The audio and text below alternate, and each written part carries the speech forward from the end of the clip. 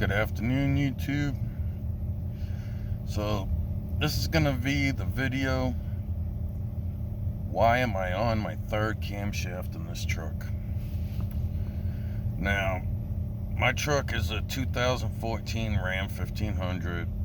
It's got the 8-speed 321 gears. I bought it in 2016 with 24,000 miles on it. So I'm second owner. I own a construction company for quite a while. And closed it down, probably be open back up in the spring. But I do spend a lot of time idling my trucks. Now, that one over there, through all that dirty window and everything, is my work truck. But it's usually the truck the guys drive. And I drive this wherever I gotta go. So I idle it a lot. I sit in my truck, I write contracts in my truck, keep it running, it's quiet, it's no kids running around, wife ain't, doing what wives do, we'll put it that way, and it's just quiet. So I sit out here a lot, and I do a lot of paperwork. At 50,000 miles, I noticed a tick. The truck was still under warranty. I brought it down to Ron Bouchard's in Lunenburg. They were really hesitant to tell me it was the camshaft and the lizards.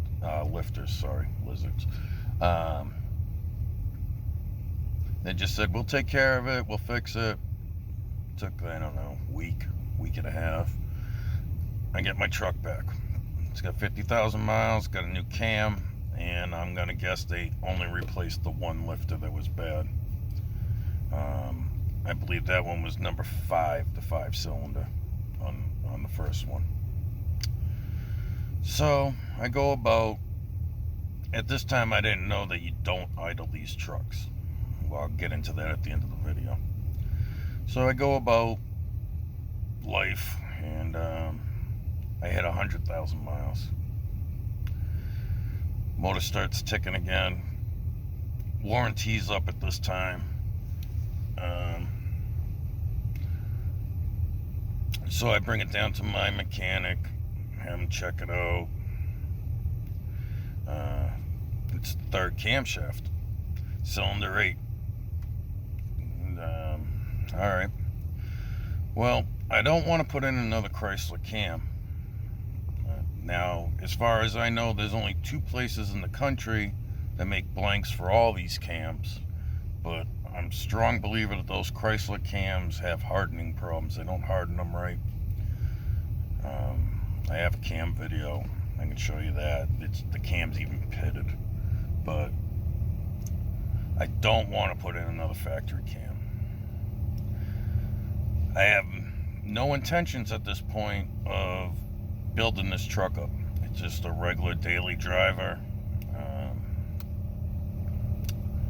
So I start looking on YouTube, and I come across Incredible Hemi.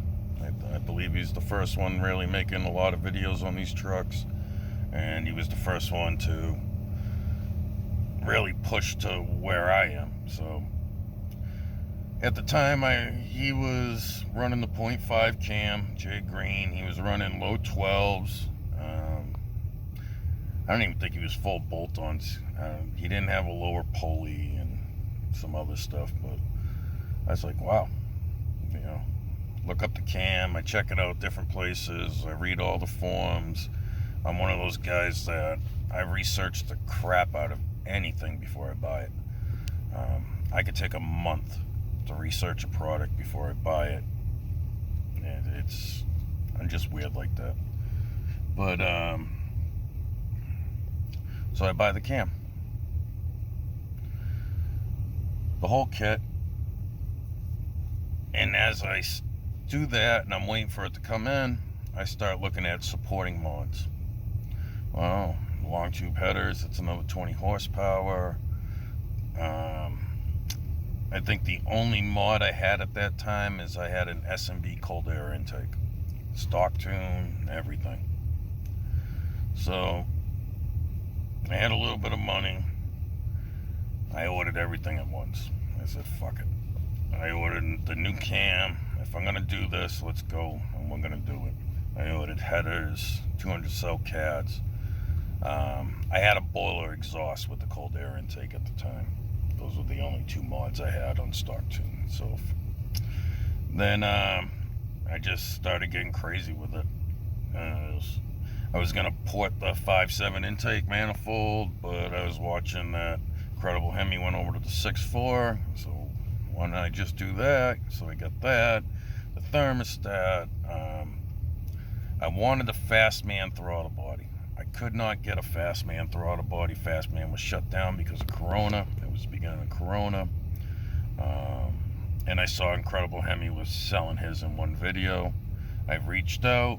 I purchased his throttle body, which I believe was Jay Green's wife's before that, if I'm following the videos correctly. So that throttle body's traveled more than I have. Everything else is new on the truck. So it wasn't purpose to build this the way it is. And I keep telling people I'm going to change my cam again, and they say, why? You're not happy with your cam?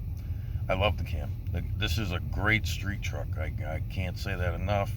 I'll run with most sports cars, you know, right off the lot.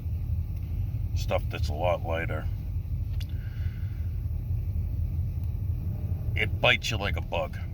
So once you start getting into upgrading, and you can feel a little more power, and you can feel a little more power, and you go to the track and you shave intense, and you shave intense, and you shave intense. It gets really addictive, and it's expensive.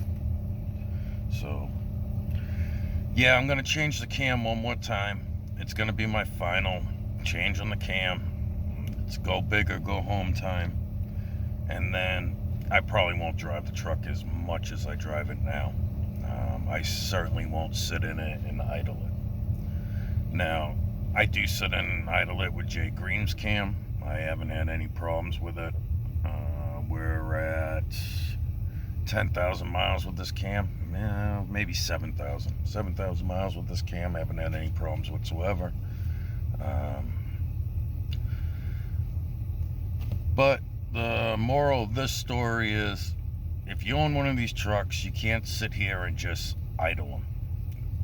Now, there's different reasons why people say, you got Uncle Tony's garage, says the lifter bearings don't get oiled. You got other people saying other things. You can't do it.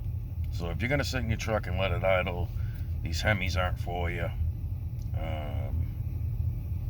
But if you're going to drive it, you don't idle it a lot. It's a great truck. I love this truck. I wouldn't even trade it for a new Hemi, new Ram. I love this truck. I'm married to it at this point. Never get rid of it. So there's my story on why I'm on 3 cams on this truck, going on a 4th one. Again, just don't idle the trucks. If you're going to do burnouts, do them in 2nd gear, not 1st. And as I break stuff, I'll tell you guys so you don't make the same mistakes. Alright, like and subscribe. Thank you.